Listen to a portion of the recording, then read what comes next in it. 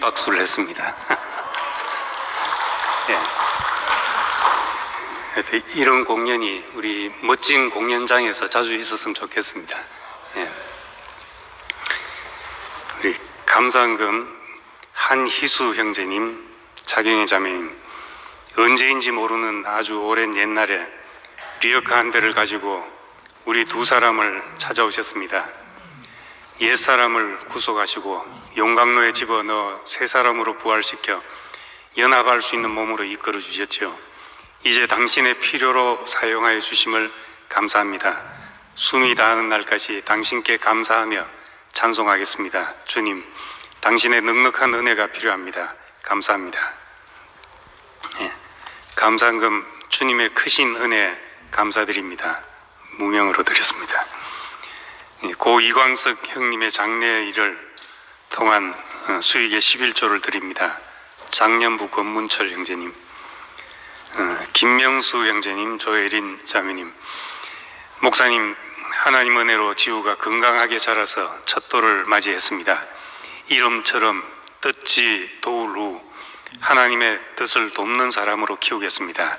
감사합니다. 예, 첫 돌을 맞이했습니다. 축하합니다. 오송은 자매님, 대구교회 형제 자매님들께 감사드립니다.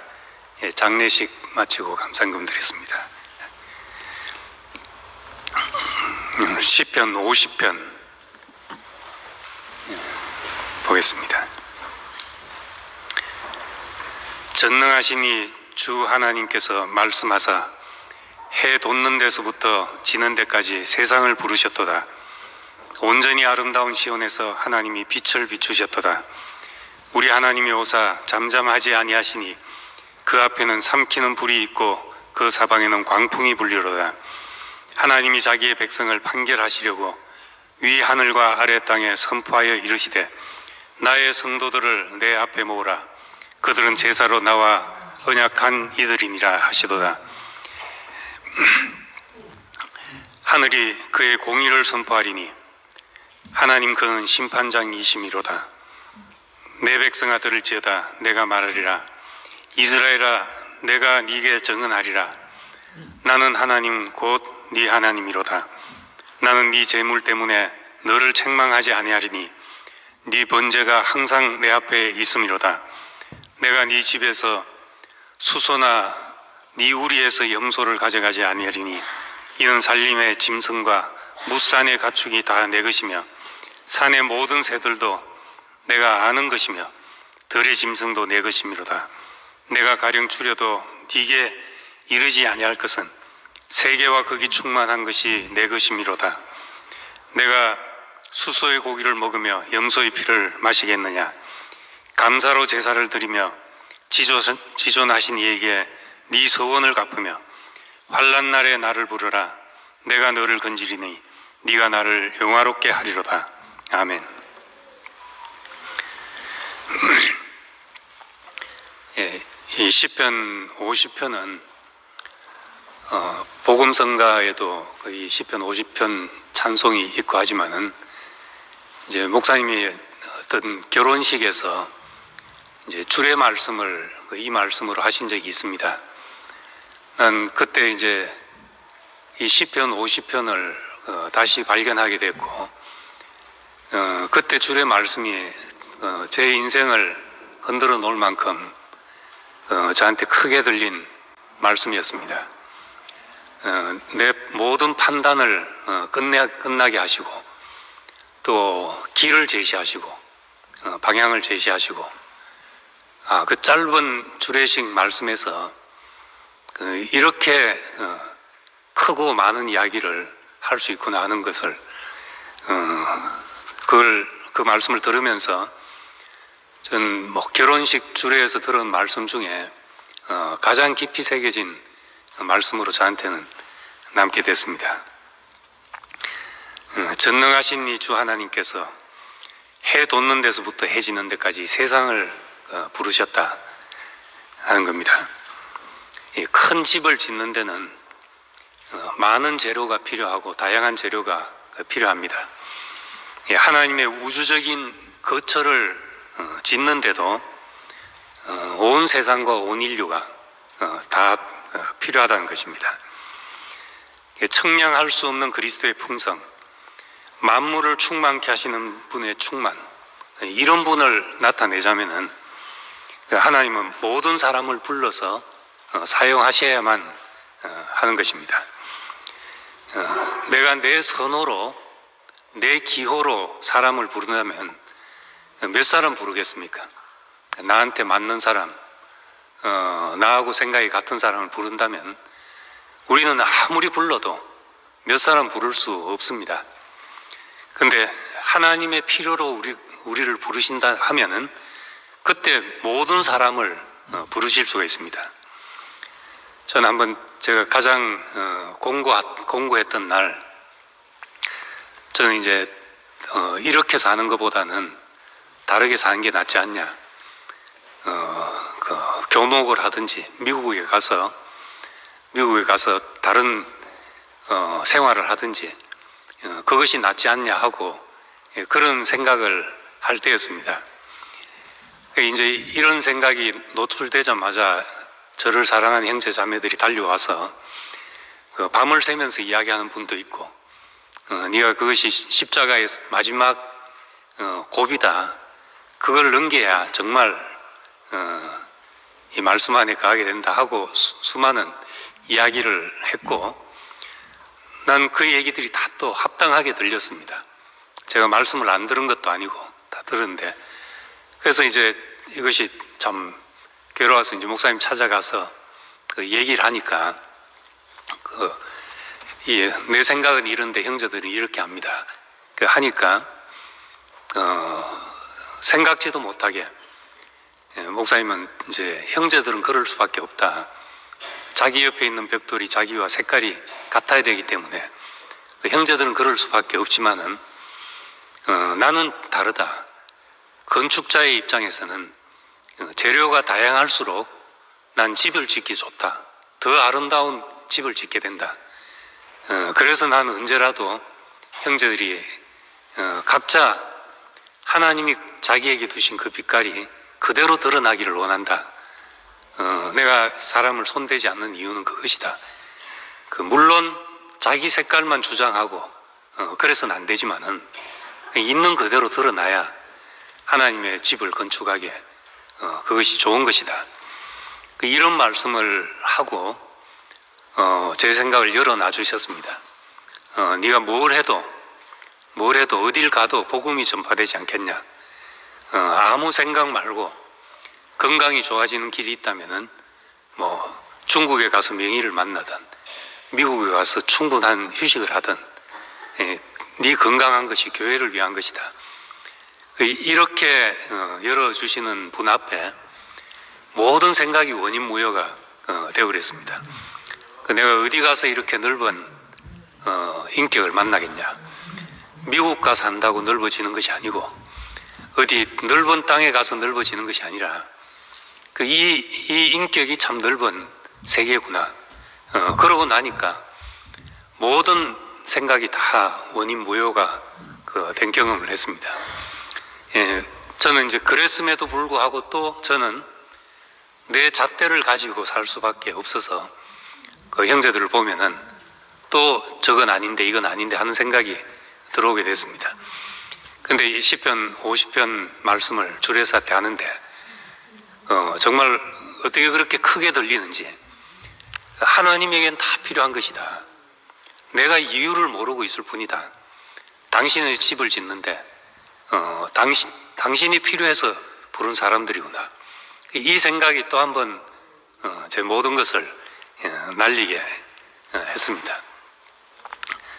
로마서 14장에도 그랬지만은 남의 하인을 판단하는 너는 누구냐. 주인이 잘했다 못했다 할 일이지 옆집 종업원이 잘했다 못했다 할 일이 아니지 않냐. 로마서 14장에 바울의 이야기입니다. 근데 우리 요나서를 보면은 요나서가 이제 우리는 어릴 때 교회를 다닌 사람은 요나서 하면은 고래배 속에 들어갔다 나온 사람 이렇게만 듣는데 요나서 성경에서 굉장히 중요한 메시지를 담고 있는 책입니다. 하나님이 니느웨 요나에게, 선지자 요나에게 니느웨로 가서 회개하라고 외쳐라.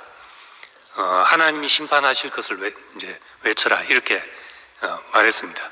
요나 거기 가서 그 회개하라고 외쳐라. 그런데 이 니느웨는 아수르의 수도입니다. 이스라엘을 멸망시키고 이스라엘 성전을 다 회파하고 이스라엘 백성을 뿔뿔이 흩어지게 만들어서 혼혈이 되게 만든 이런 이제 이스라엘 종족을 말살시킨 그런 나라입니다. 이 나라에 가서 회개의 복음을 전하라고 하니까 요나는 갈 수가 없었습니다. 저 원수들, 내가 내 눈으로 멸망하는 걸 봐도 시원찮은 저 원수를 향해서 복음을 전하라. 내가 하나님을 아는데 니느웨 백성이 회개하면 또 하나님은 용서하실 것이다. 이거 결코 그럴 수 없다 생각하고 배를 타고 다시스로 갔습니다. 그 다시스가 어딘가 하니까 지금으로 말하자면 그 포르투갈 있는 지중해 끝에 지브롤터 해협 끝에 있는 항구 도시입니다. 그러니까 그 중동 팔레스타인 땅에서 거기 가는 배를 탔으니까 그야말로 땅 끝까지 도망을 간 거죠. 근데 중간에 이제 풍랑을 만나고 요나가 바다에 던지어지게 되고 고래배 속에 삼켜져서 다시 토해냈는데 니느웨라는 곳에 나와서 하나님이 시킨 대로 회개를 전했다는 겁니다. 그런데 이제 중요한 이야기는 뒤에 있죠. 그래서 하고 복음을 회개하라고 외쳤더니만 니느웨 백성들이 회개하고 뉘우치고 돌아오더라는 겁니다. 그래서 앉아서 이제 망하나 하고 지켜봤는데 언덕 위에 초막을 짓고 이 백성이 어떻게 망하나 하고 보자 하고 지켜봤는데 망하지 않고 하나님이 이 백성을 축복하시고 용서하시고 하는 걸 본 거죠. 그래서 내 이럴 줄 알았습니다. 차라리 죽는 게 낫겠습니다. 이 꼴을 보느니 내가 죽겠습니다. 그 선지자들이 하나님 앞에 협박하는 이 협박이 차라리 죽어버리겠습니다. 이게 선지자들이 협박이거든요.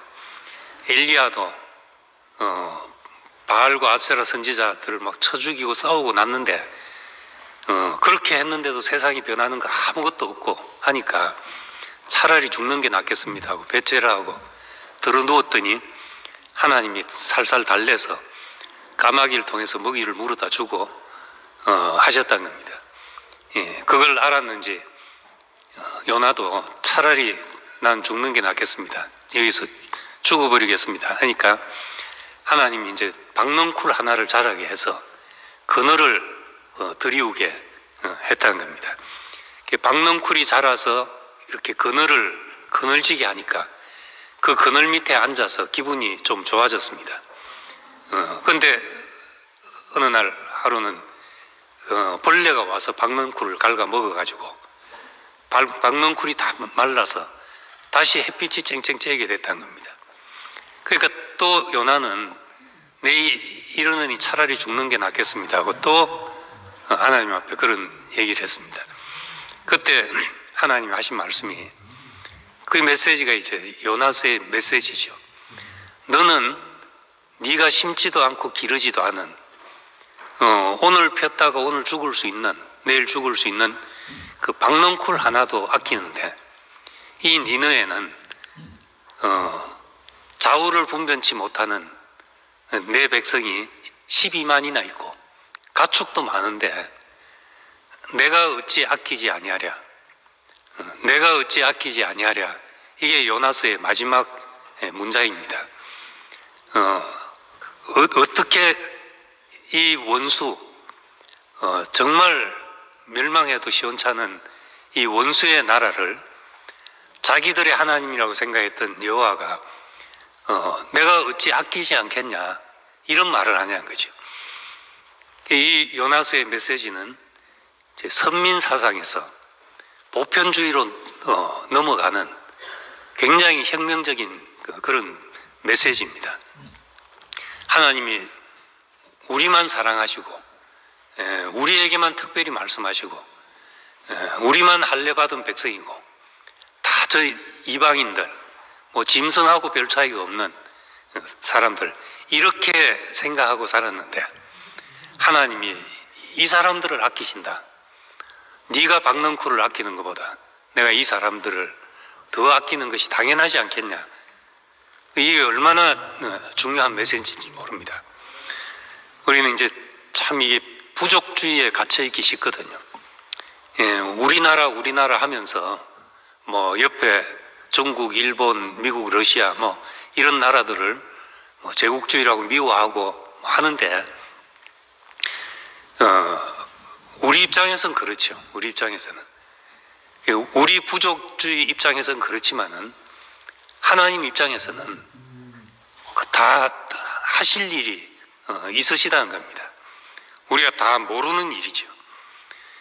우리 좋으라고 하나님이 사람을 이렇게 만들어 놓고 여러 종류의 사람들을 이렇게 번식시킨 게 아니고 당신의 집이 되게 하시려고 이 우주적인 집을 건축하고 당신의 거처가 되자면 70억 인류가 다 필요하다. 온 세상이 다 필요하다. 이제 그렇게 말씀하고 있는 것입니다. 우린 그 모기, 뭐 거머리 이런 게 도대체 왜 있는지 우리로서는 도무지 알 길이 없잖아요. 우리로서는 이 모기만큼 해악한 동물이 없고 잠 못 자게 하지요. 피 빨아먹고 또 피만 곱게 빨아먹고 가면 괜찮은데 뭐 말라리아, 댕기열, 온갖 뭐 지카 바이러스, 온갖 바이러스 다 옮기죠. 그러니까 지금 뭐 모기 퇴치법을 별별 방법을 다 연구하고 합니다. 근데 이제 사람이 입장을 떠나서 모기를 보면은 모기 하는 일이 너무나 많은 일을 하고 있대요. 모기가 우선 우리는 이제 그 암컷들은 이게 뭐 이제 임신하고 하는데 그 동물의 피가 필요하지만은 수컷들은 과즙을 먹고 산답니다. 그 식물성이죠. 수컷들은. 그래가지고 이제 꽃 있는 데를 다니면서 이 지구에서 벌 다음으로 꽃가루를 묻혀서 식물 수정하는데 벌 다음으로 기여하고 있는 게 이게 모기라네요. 몰랐습니다. 거기다가 이제 그 물속에 그 알을 가놓으면 그것이 이제 자라서 장구벌레가 돼가지고 있는데 이 물고기한테는 얼마나 좋은 먹잇감인지 모른답니다. 그래서 물속에 사는 작은 물고기들은 장구벌레를 볼 때마다 하나님 감사합니다. 어떻게 우리에게 이렇게 진수성찬을 베푸는지요. 이런다는 겁니다. 사람의 입장만 떠나면은 다 존재하는 것은 다 이유가 있다. 우리가 그렇게 보는 것이요. 내 입장만 떠나면 우리는 다 존재하는 이유를 가지고 살고 있는 겁니다. 이 거머리도 요즘 그 아토피 치료에 거머리가 굉장히 중요한 역할을 한다는 것이 발견돼서 그 연구 중이고 임상 실험 중이고 그렇다고 합니다. 그러니까 인간이 풀지 못한 어떤 문제를 거머리가 풀 수도 있는 거죠. 이 거머리가. 우리가 다 모른다는 겁니다. 우리만 사는 것 같지만, 우리만 잘나 사는 것 같지만은 우리가 다른 생명체의 도움이 없이는 사람은 한순간도 살 수가 없습니다. 우리 딸들이 한 번은 어떤 비디오를 보더니만 그 사육하는 가축들이 가축의 입장에서 얼마나 불행한 일생을 살다가 비참하게 죽는지 그 비디오를 한번 보더니만 이제 채식주의자가 되겠다고 선포를 하고 어느 날부터 이제 고기를 일체 안 먹더라고요. 옆에서 지글지글 고기 끓는 냄새가 나도 얼마나 그 비디오가 강렬하게 인상이 박혔는지 고기는 절대 안 먹는다 하고 이제 채식만 해서 저 좀 걱정도 되고 기특하기도 하고 뭐 그랬는데 한 2년을 채식을 하더라고요. 2년을. 그러다 보면 얼굴이 노랗고 창백하게 돼서 병원에 가니까 빈혈이 심하게 왔다고 빨리 고기를 먹든지 뭘 먹으라 해서 그때부터 고기를 먹고 다시 먹게 됐습니다. 그 채식주의자 참 기특한 생각이지만은 우리가 이 생물들도 다 고통을 느끼고 동물들도 가축들도 그러는데, 근데 이제 그렇지만은 인간이란 존재가 이게 다른 남의 살을 안 먹고는 못 살잖아요. 이게 다른 생명체의 도움이 없이는 못 사는 게 인간입니다. 우리가 흙으로 왔으니까, 흙에서 왔으니까 흙만 먹고 살면 얼마나 좋습니까? 아무 데서나 먹을 걸 구해가지고 먹고. 근데 인간은 흙을 소화시킬 능력이 없죠. 그래서 식물이 필요하고, 식물은 흙에 있는 무기물을 유기물로 만드는 능력이 있는 겁니다. 정말 놀라운 능력이 식물에게 있죠. 사람은 무기물을 먹고는 아무리 철분이 중요하고 마그네슘이 중요하고 해도 철과 마그네슘을 그냥 먹고는 못 삽니다, 사람은. 그런데 식물이 소화시킨 그 무기물을, 유기화된 그 물질을 우리가 먹어서 살고, 또 그 식물을 동물이 먹어서 그 동물을 먹고, 이렇게 다 살고 있으니까 그저 그냥 미안하지만은 그저 감사하다, 그냥 소야 돼지야, 미안한데 감사하다, 우리 이러고 살게 되는 거죠. 독불 장군이 없습니다. 하나님이 사람만 딱 떼어서 살도록 만들어 놓은 것이 아니기 때문에 다 생명의 그물처럼 이렇게 연결이 되어 있죠. 그러니까 우리가 뭐는 필요하고 뭐는 필요치 않다 이렇게 할 수도 없고, 뭐는 선하고 뭐는 악하다 이렇게 할 수가 없는 겁니다. 우리가 그 약이라고 먹는 거는 사실은 독성이 있는 것이거든요. 그것이 어떤 면에 우리를 치료케 하는 거죠. 어떤 면을 우리를 살린다는 겁니다. 다소 독성의 위험을 무릅쓰고 우리는 약을 먹는 거죠.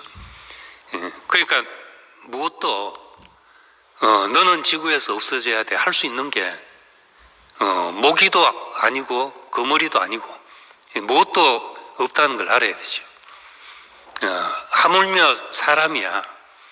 하나님이 그 이스라엘을 멸망시키고 전부 다 혼혈로 만들어버린 그 아수르를 향해서 내가 아끼는 게 당연하지 않냐, 이 백성을, 이렇게 말씀하고 계신데 우리가 누구를 악이라고 규정하겠냐는 거죠. 해 돋는 데서부터 해 지는 데까지 세상을 부르셨도다. 이것만이 하나님의 말씀이라는 겁니다. 사람이 할 수 없는 말이죠. 나로서는 할 수 없는 말이 해 돋는 데서부터 해 지는 데까지 세상을 부르셨다. 이 말은 사람에게서 나올 수 없는 말인 겁니다. 내가 한다면은 뭐 축구할 사람 모여라 하든지 탁구 잘 치는 사람 모여라 하든지 이렇게밖에 안 되는 거죠. 내 선호와 기호를 벗어나기가 힘든 겁니다.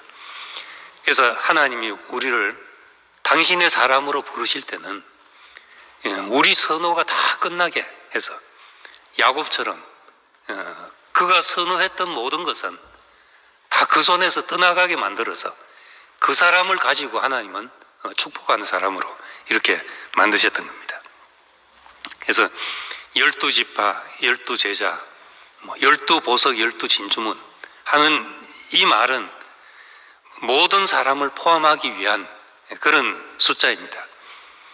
베드로만 있어서도 안 되고 요한만 있어서도 안 되고 의심하는 도마도 있고 또 예루살렘 교회에서 그래도 율법을 지켜야 하지 않은 야고보도 있고 다 있었다는 겁니다. 그것도 부족해서 하나님이 바울까지 불러들이신 것입니다. 그러니까 그렇게 다 필요하다 하시는 분이 계시기 때문에 우리 같은 사람도 하나님 앞에 불려오게 된 거죠. 나 같은 사람도 하나님 앞에 불려오게 된 겁니다. 하나님의 집에서는 참새도 제 집을 얻고 제비도 새끼들 보금자리를 얻는다. 하나님의 지은 창조의 세계 안에서는 모기도 있어야 될 이유가 있고 거머리도 있어야 될 이유가 있다는 거죠. 그러니까 다 불러오라, 다 불러오라. 이분이 우리의 구원자가 되신 것입니다. 우리가 이제 문제는 우리의 스트라이크 존이 얼마 많으냐 하는 문제지요. 우리 이제 뭐 한국에 교단들이 많은데 제일 보수적인 교단에서 제일 정제가 심합니다. 제일 보수적인 교단이 제일 많이 나눠졌어요. 진보적인 교단들은 뭐 그것 갖고 싸우냐 이러는 되고, 진보적인 교단에 가면은 이제 보수적인 교단에 가면 반드시 있는 것이 이단 대책위원회라는 게 꼭 있습니다. 그런데 이제 진보적인 교단에 가면 그런 게 없어요. 이단 대책이라는 게 없어요. 오히려 더 새로운 데 관심을 갖고 더 새로운 데 관심을 가지려고 하죠. 그래서 이제 그런 사람들끼리 모이면 하는 문제가 말이, 우리의 차이는 스트라이크 존의 차이다. 바늘구멍만큼 만들어 놓으면 다 볼이죠. 던지는 쪽쪽 다 볼이 됩니다. 볼 처리 되는데, 조금 넓으면 다 스트라이크 잡아주니까 투수가 던지기도 편한 거죠. 우리도 정말 바늘구멍만 하게 해놓고 누굴 들어오라면 누가 들어오겠습니까? 해돋는 데부터 해지는 데까지 세상을 부르셨다. 이분이 계시기에 우리가 들어올 수 있었던 거죠. 12문을 두시고 그 문을 도무지 닫지 않는 분이 계셔서 우리가 모든 사람을 불러 모을 수 있게 됐다는 겁니다. 예수님은 혼인잔치 비유에서 처음 불렀더니 뭐 소도 사야 되고 밭도 사야 되고 장가도 가야 되고 별 이유가 많아서 화가 나서 이제 가서 아무나 불러오라. 선한 사람이나 악한 사람이나 저는 자나 안전뱅이나 눈먼 자나 아무나 불러오라. 조건을 없애셨다는 겁니다.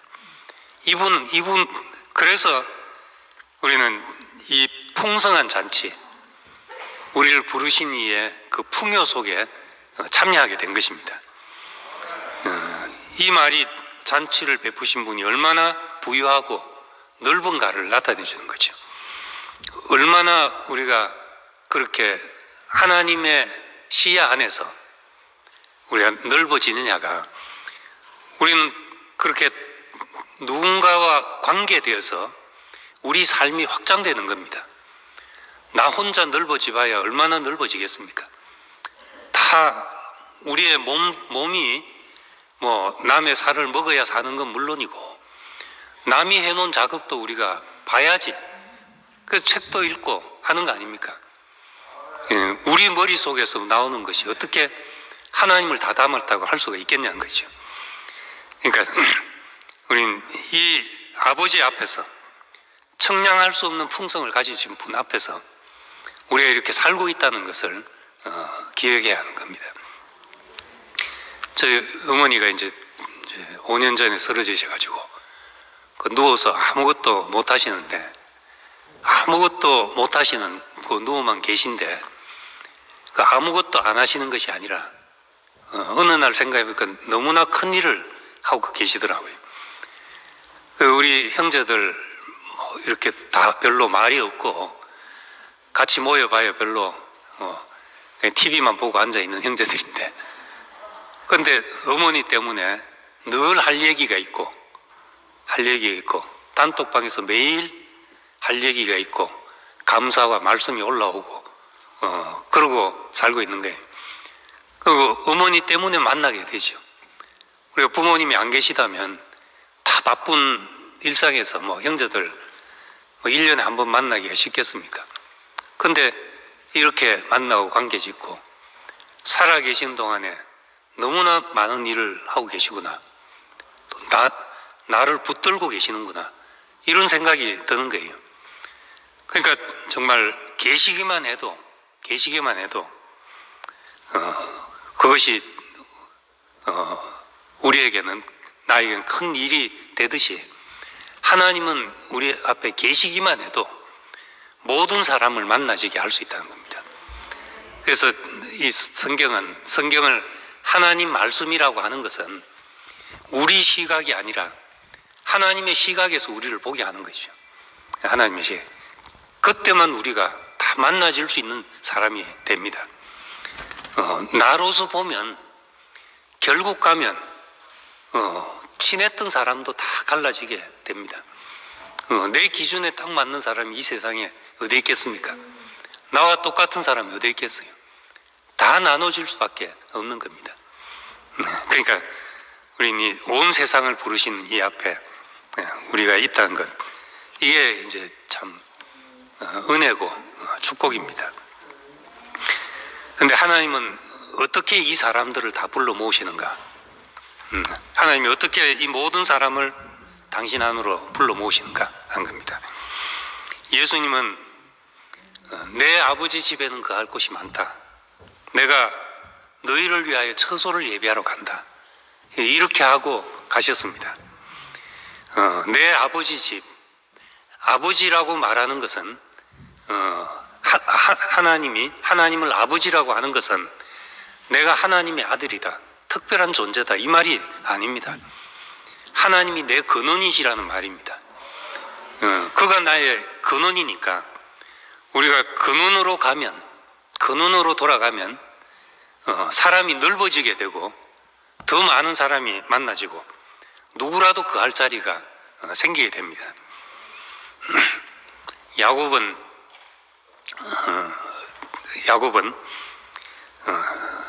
약복강을 건너고 약복강에서 씨름을 해서 한도뼈가 꺾여지고 자기가 죽을 것 같이 두려워했던 형을 만나고 그리고 이제 숫곳이라는 곳으로 갔는데 거기서 히이 족속의 추장 세겜이 딸 디나를 강간한 사건을 만나서 자기 아들들이 그 일로 인해서 그 일족을 멸하는 보복을 행하고 그렇게 했으니까 얼마나 두려웠겠어요. 다시 보복을 당할 것 같은 그 두려움에서 죽을 만큼 힘들었을 때 그때 창세기 35장 3절에 우리가 베델로 올라가자 이 말을 다시 하게 됐습니다.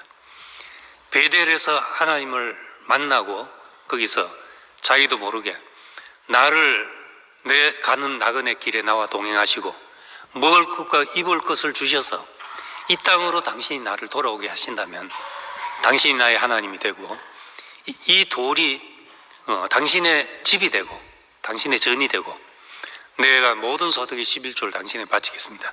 이렇게 서원했는데 한 번도 그것을 기억하고 있지 않다가 정말 죽을 만큼 힘들게 되니까 우리가 베델로 올라가자.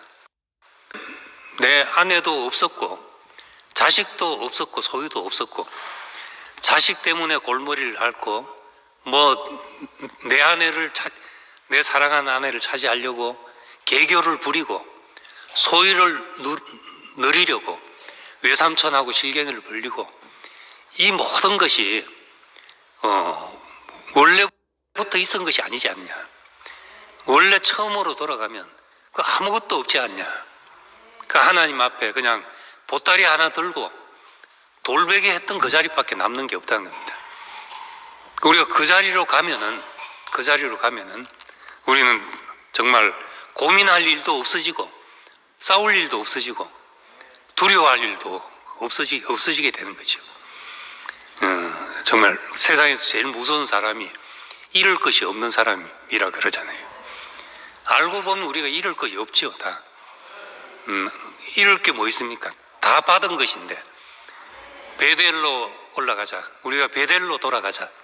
그 자리에 가서 보면은 우리의 베델에 서서 보면 다 받은 것이죠. 너희 중에 너희가 가진 것 중에 받지 아니한 것이 어디 있냐? 받았은 적 어찌하여 받지 않은 것처럼 자랑하냐? 우리의 자랑과 우리의 집착과 이건 다 베델을 떠나서 생긴 일들인 겁니다. 베델을 떠나서 바단 아람에서 생긴 일, 숫곳에서 생긴 일, 야복강에 생긴 일, 다 그런 일들이죠. 우리가 만약에 우리를 부르신 그 자리로 돌아간다면은 우리는 문제될 것이 아무것도 없는 사람으로 살게 될 것입니다. 그래서 예수님은 우리가 아버지께로 가신다 하고 가셔서 우리를 데리고 가신 곳이 그 십자가로 우리를 데리고 가신 겁니다. 내가 아버지께로 간다. 그 말은 뭐냐? 내가 죽으러 간다는 말이었던 거죠. 그래서 요한복음 17장에도 나는 아버지께로 가지만 내게 주신 자들을 보존하시고 우리와 같이 그들도 하나 되게 하소서, 이렇게 말했습니다. 예수의 죽음 안에 우리를 보존하시고 하나 되게 하신다 하는 말씀입니다. 아버지께로 가는데 내가 아버지께로 간다, 그렇게 말하니까 제자들은 우리가 길을 모르는데, 우리가 하나님을 본 적이 없는데, 아버지를 본 적이 없는데, 이런 많은 말이 나왔습니다. 그런데 그건 결국 가신 길이 십자가로 가시고 십자가 안에 있는 자기 안에 모든 사람을 불러서 보존하시고 하나 되게 그렇게 하신 것입니다. 우린 6월절에 어린 양고기를 먹고 문설주와 문인방에 피를 바르고 그 안에 들어가서 있는데 죽음이 지나가 들어간 겁니다. 피를 바른 문 안에 들어가 있었다. 그건 죽음 안에 우리를 두셨다는 말입니다.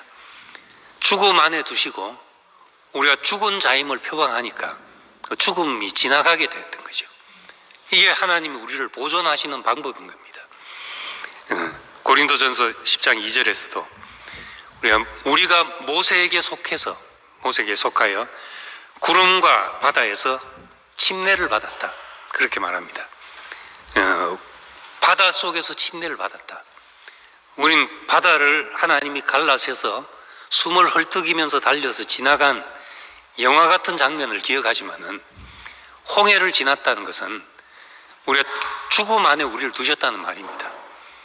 구름 기둥으로 침례를 받았다. 우리가 당신의 이끄심 안에 우리를 침례하셔서 내가 이리로 가고 싶다, 저리로 가고 싶다 하는 모든 것을 끝내시고 하나님 안에, 구름 안에 침례하셨다, 그런 말인 겁니다. 6월절의 죽음, 홍해의 침례, 예수의 죽음 안에 우리를 두셔서 여기서 우리를 보존하시고 다 만나지도록 하신 겁니다. 해 돋는 데서부터 해 지는 데까지 세상을 부르시는데 그냥 다 불러 모으면 오합지졸이 되는 거죠. 그냥 자루에다가 그냥 자갈 모아놓은 거와 마찬가지로 그런 것이 되어버린다는 겁니다. 하나님은 그렇게 우리를 부르신 것이 아니라 예수의 죽음 안에 우리를 부르셨기 때문에 우리가 거기서 누구도 다를 것이 없다, 죽음 안에서 보면 누구도 다르지 않다 하는 것을 우리는 고백하게 되죠. 아담은 자신이 다른 사람과 차별화되어야 존재감을 갖습니다. 내가 남다른 데서 내가 뭔데 하는 존재감을 갖죠. 전 군대를 안 갔지만 이제 그래도 훈련소 갔는데 옷을 다 벗기고 모자를 씌우고 군복을 다 똑같이 입히고 나니까 나라는 것은 이제 눈만 남잖아요. 눈만 이렇게 내놓고 있는데, 그러니까 이제 못할 게 없더라고요. 김치현하고 이름을 딱 써붙이면은 내 이름을 위해서 그래도 아무 데서나 소변도 안 누고 이렇게 하지만은 그렇게 해놓고 눈만 내놓고 있으니까 누가 누군지 모르니까 사람 지나갈 때 소리 확 지르고 할 때 나도 같이 질러지고 다 해지는 거예요. 차별화만 없으면 별거 아니죠, 사람이. 저 사람이 누군지만 구별만 안 된다면은 우리 가다가 소변 마르면 아무 데서나 소변 볼 수 있고 할 수 있는 게 훈련소 가면 다 그래 됩니다. 그러니까 이 사람은 자기 이름표를 달고 있기 때문에 거기서 차별화된 데 존재감을 갖는데, 그리스도 안에서는 우리의 존재감은 하나된 데서 갖는 거죠. 누구도 다르지 않구나, 이 존재감이 우리를 살게 만들고 우리를 연합하게 만든다는 겁니다. 왜 재물은 우리 자신을 발견케 하기 위해서 재물을 드린 것인데, 그 재물이 태워져서 동편 재버리는 곳에 한 줌의 재로 버려진다. 내가 그냥 재버리는 곳에 버려진 한 줌 재다. 흙으로, 한 줌의 흙으로 만들어진 흙이다. 우리를 그렇게 알 때 내게 무슨 차별이 있겠냐는 겁니다. 누구를 차별하겠냐는 거죠. 거기서 누가 옳다 하고 누가 그러다 하겠으며 누가 낫다 하고 못하다 하겠냐는 거죠. 이사야 40장 4절에 보면은 골짜기마다 도두어지며 산마다 언덕마다 낮아지며 고르지 아니한 곳이 평탄케 되고 험한 곳이 평지가 되리라 했습니다.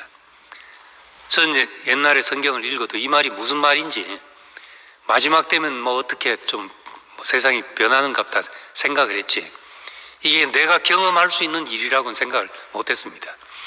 그런데 이 말씀이 들려서 인생이 예수의 죽음 안에서 내가 발견이 되고, 그리고 인생이 흙으로서 우리가 벗겨놓고 나면 아무것도 아닌 존재로 발견되고 나니까 이 말씀이 높은 산이 평지가 되고 골짜기가 도도지고 우리 가운데 잘난 것도 없고 못난 것도 없고 뭐 구부러진 것도 없고 뭐 힘든 것도 없고 다 평지가 되어서 우리 여기서 누구라도 숨쉬고 살 수 있지 않습니까?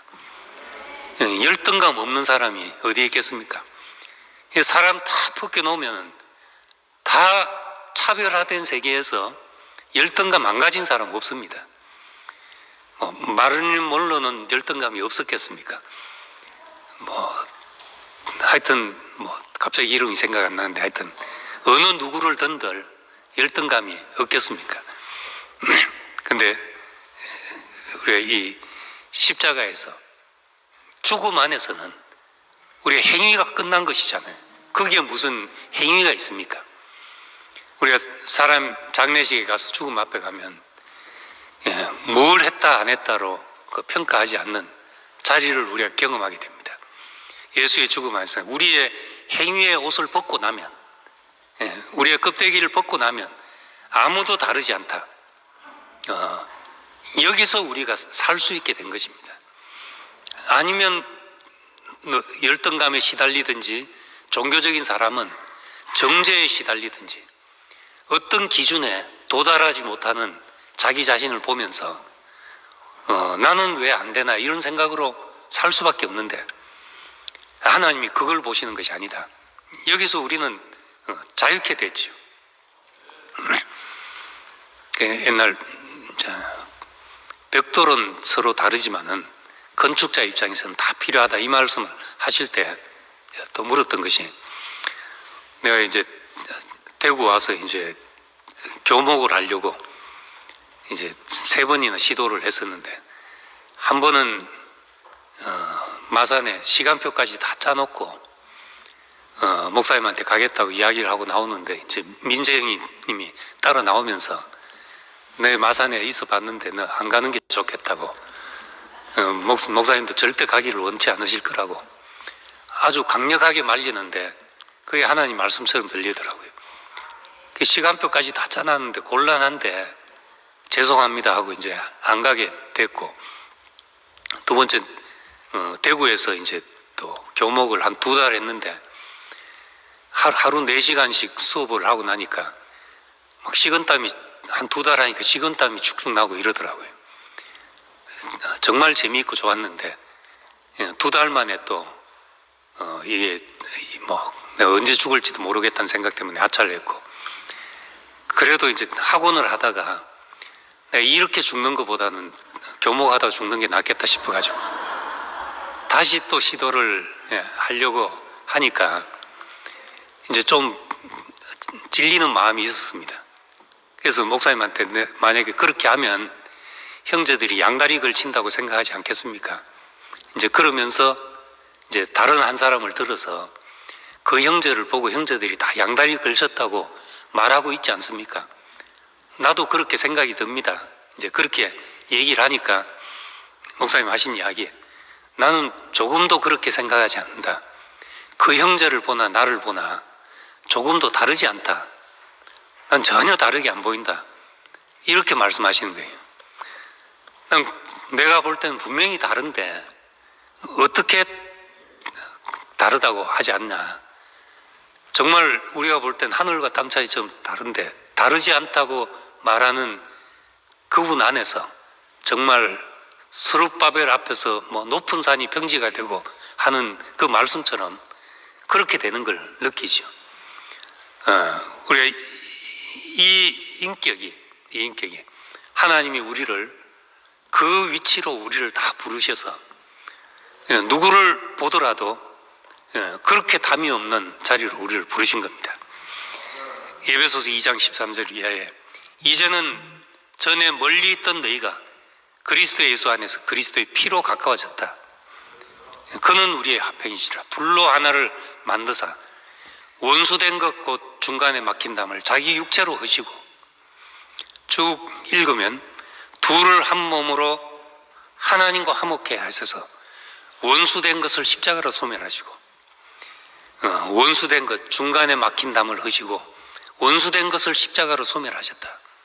그리고 멀리 있는 너희에게 평안을 전하시고 가까운 데 있는 자들에게 평안을 전하셨다. 그 평안을 전하셨다는 겁니다. 둘을 하나로 만드셨다. 예수의 죽음을 우리가 내 죽음으로 알게 되면은 뭐 예수님이 어떤 일을 하셨다가 아니라 우리 안에서 그런 일이 펼쳐지는 거죠. 담이 느껴지지 않도록 원수되었던 것까지 어떻게 이방인과 유대인이 하나로 만날 줄 생각이나 했겠습니까? 그 시대의 사람 유대인들이.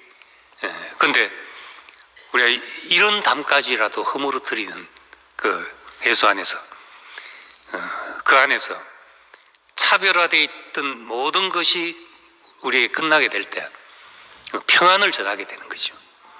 우리에게서 나온 것은 평안이 나오게 된다는 겁니다. 이 둘을 한 몸으로 만드셨다 했는데 참 몸이 신비한 곳이잖아요. 이 몸이 뭐냐, 어떤 분이 그러는데 이 불과 물의 토화작용이라고 이렇게 어렵게 말하더라고요. 불과 물이 만나서 불과 물이 생명 안에서 불과 물이 운행을 하면 그것이 36.5도라는 일정한 온도를 일생 유지하도록 해서 더하지도 않고 더 차지도 않고, 요즘 어디 가면 매일 온도 측정하잖아요. 매일 온도 측정하면 참 내 몸이 신기하게 어떻게 이렇게 한결같은가. 나는 한결같은 사람이 아닌데 몸은 한결같이 자나깨나 36.5도를 뭐 플러스 마이너스 있다 해도 그 범위를 늘 유지해주고 있는 거죠. 이 몸의 항상성 유지하는 거, 이 놀라운 거죠. 이 항상성을 유지하는 게 생명력이잖아요. 모순되는 두 개를 같이 만나게 해서 둘 다 살 수 있는 자리가 되게 하는 거예요. 이게 생명이란 겁니다.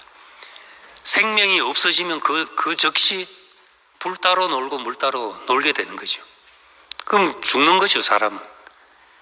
그러니까 이 둘을 한 몸으로 화목케 하셨다. 이 생명이 우리를 살게 한 생명이 되었다는 겁니다. 그래서 이 생명이 있으면 모든 것이 조화가 되고 생명이 없으면 모든 것이 제각각이 되어버리는, 우리를 생명 안으로 부르신 주님께 감사하지 않을 수가 없습니다. 온전히 아름다운 시온에서 하나님이 빛을 발하셨다 그랬습니다. 하나님이 온전히 아름다운 시온에서 하나님이 빛을 발하셨다 이렇게 말할 수도 있는데, 하나님이 빛을 발하니까 시온이 온전히 아름답게 보여졌다, 이렇게도 말할 수가 있습니다. 빛이 없으면 아름다워도 아름다운 게 보이지 않고 뭐 추해도 추한 것이 보이지가 않죠. 빛만 없다면, 캄캄한 데 산다면 아침에 뭐 세수는 왜 하겠으며 거울은 왜 보고 오겠습니까? 아무것도 보이지 않으면 다 필요가 없죠. 근데 빛이 비치니까, 하나님이 빛을 발하시니까 시온이 우리에게 온전히 아름답게 보여졌다 하는 겁니다. 예수의 영은 예수를 알게 하는 영입니다. 예수의 빛은, 다른 말로 하면 예수의 빛은 예수를 보게 하는 빛이죠. 그리스도를 보게 하는 빛. 그냥 뭐 예수가 십자가에 달렸다 보게 하는 것이 아니라 온전히 아름답게 보게 하는 빛입니다. 볼 모양도 없고 풍채도 없고 흠모할 것이 없어서 실어버린 바 된 사람, 태양빛 아래서는 그렇게밖에 우리가 못 봤다는 겁니다. 흠모할 것이 없구나, 이렇게밖에 못 봤는데 그리스도의 빛이 비치니까 그것이 우리에게 온전히 아름답게 비쳐서 다시 내 인생을 볼 때 하나님이 나를 지극히 아름답게 하셨구나, 보시기에 심히 좋게 하셨다고 한 그 빛이 우리에게 다시 비치게 됐던 겁니다. 태초에 빛이 있으라 하신 그 하나님이 예수의 얼굴에 있는 하나님을 아는 빛을 우리에게 비추셨다, 그렇게 했었으니까 태초에 빛이 있으라, 이게 우리에게 뭘 보게 하느냐는 거죠. 결국 그리스도의 빛이 우리에게 비쳐서 우리가 하나님이 지으신 그 사람이 얼마나 존귀하고 얼마나 권세 있고 얼마나 능력이 있는가. 인간만 있으면 하나님은 무엇이든지 할 수 있는 이 존귀한 자리를 우리에게 비춰지게 된 것입니다. 그래서 정말 사람만이면 된다, 우리 형제들이 다 이 말씀을 듣고 좋아한 것은 한 번쯤은 저도 그랬고 이사야 40장 4절의 말씀이 제가 그렇게 인격 안에서 알아질 때, 이건 뭐 종교적인 엑스타시죠. 이거는 환희죠. 환희고, 세상이 다 하나님이 이렇게 세상을 만드셨구나, 딴 눈이 열리는 같은 그런 경험을 하지 않았습니까? 이 자리로 우리를 부르신다는 것이 우리에게 빛이 비치면 그렇게 보여지게 되는 거죠. 그래서 이 온전히 아름다운 그리스도를 우리가 보게 되면, 예수를 온전히 아름답게 하는 그 빛이 우리에게 비치면, 햇빛이 떠오르면 밤의 모든 사정이 사라지게 됩니다. 마찬가지로 땅의 사정, 지저분하고 뭐 지렁이가 땅을 파재끼고 하는 것이 좋은 씨만 떨어지면 그 모든 것은 다 미끄럼이 된다는 겁니다. 그 미주에 있는 한 형제가 목사님 오셨을 때 내가 어떻게 살아야 되겠습니까 하고 물으니까 목사님이 너가 미끄럼이 되면 된다, 이렇게 대답을 하셨습니다.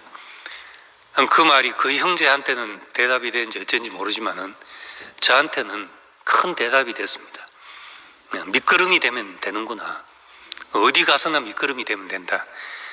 그래서 이 미끄럼이 된다는 것이, 그름이라는 것이 썩어서 자기가 해체되는 것이잖아요. 그런데 생명을 살게 하는 데는 그보다 좋을 수 없는 것이 미끄럼인 겁니다. 나는 해체되는데 누군가에게는 그보다 좋을 수 없는가, 이것이 이제 미끄럼이죠. 그래, 씨만 있으면 우리 인생에 지나간 일은 다 미끄럼이 될 수 있다. 지나간 모든 일을 살리는 말씀이 아닙니까? 우리는 지나간 과거를 정말 다 펼쳐놓는 사람이 어디 있습니까? 다 앨범 뒤져서 사진 고르듯이 골라서 내 동영상 만들듯이 우린 그렇게밖에 보여줄 수 없는 사람입니다. 그런데 하나님이 우리 인생을 쓰시면 다 미끄럼이 된다, 다 필요하다, 내 전 과거가, 내 전 존재가 구원되게 된다는 겁니다. 이 자리 안에서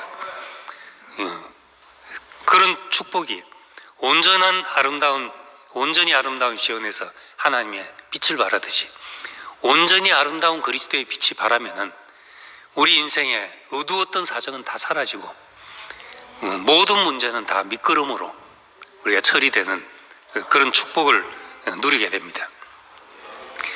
우리가 죄라는 것도 어두움의 현상이다.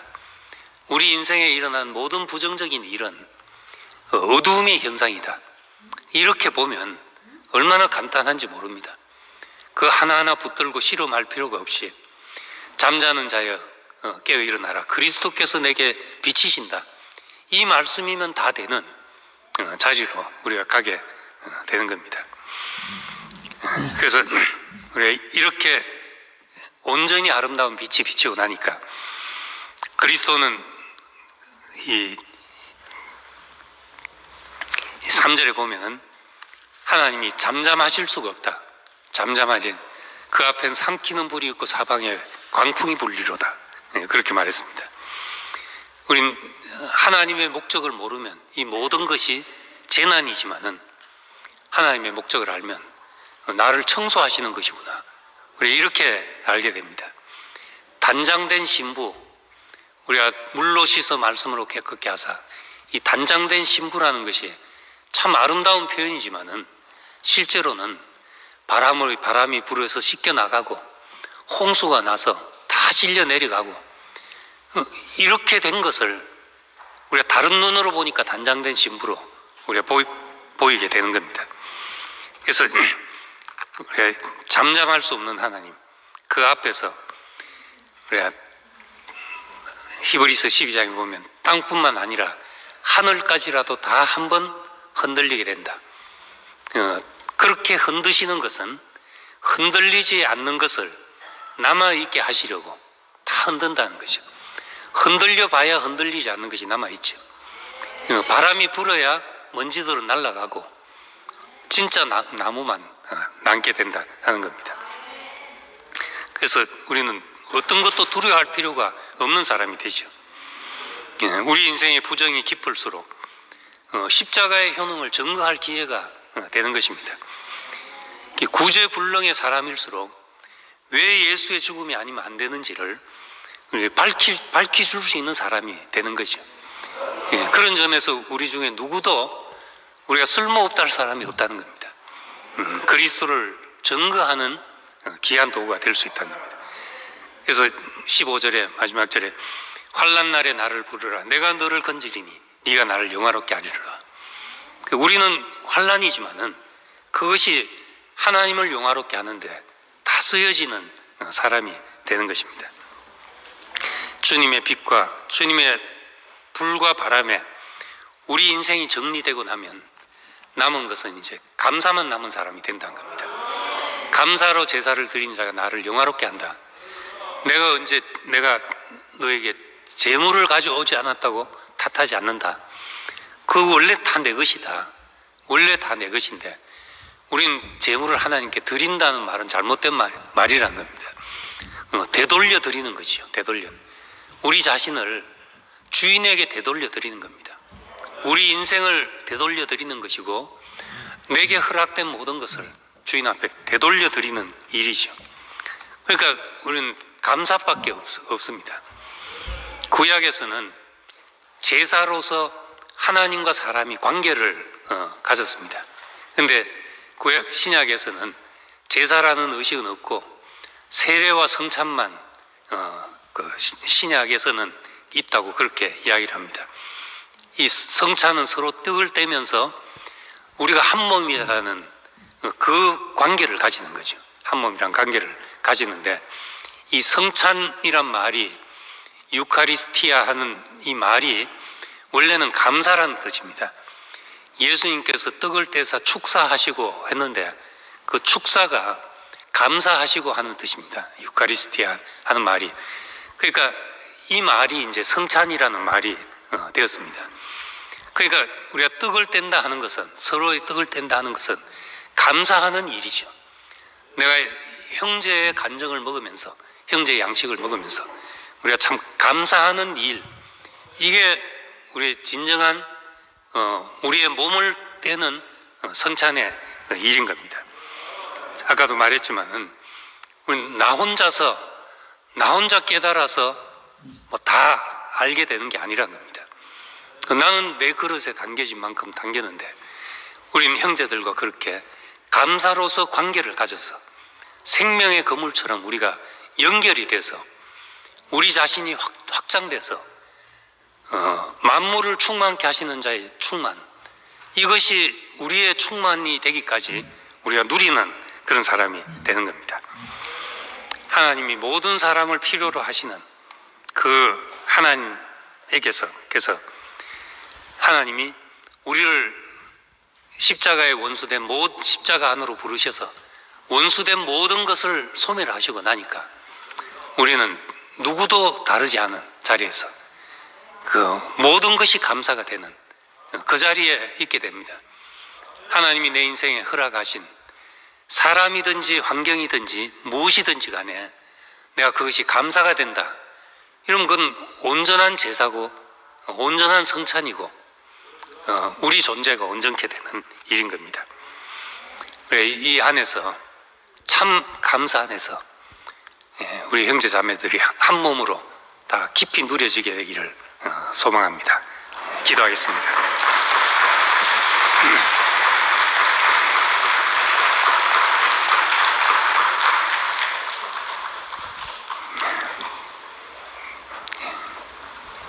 은혜로우신 아버지 하나님, 우리는 내 주위에 하나님이 허락하신 모든 것에 대해서 내가 이유를 알 수 없고, 우리 좁은 선호로 사람을 불렀다면 우리는 정말 좁은 세상을 만들 수밖에 없지만은 당신이 불러서 당신의 집을 건축하시고 거기에 우리를 부르신 것을 감사드립니다. 십자가로 우리를 부르셔서 원수된 것을 소멸하시고 막힌 담을 허시고 우리를 한 몸이 되게 하셔서 그 당신의 풍성을 누리게 하셨습니다. 나는 아무것도 아닌 존재가 됐는데 당신이 지은 집안에서 모든 것을 누리게 하셨습니다. 청량할 수 없는 그리스도의 풍성이 우리가 누리는 풍성이 되게 하시고 만물을 충만케 하신 자의 충만이 우리가 세상 앞에 전할 그 복음이 되게 하신 것을 감사드립니다. 이 복음 안에서 참 감사만 남은 사람이 되기를 원합니다. 예수님 이름으로 기도드립니다. 아멘.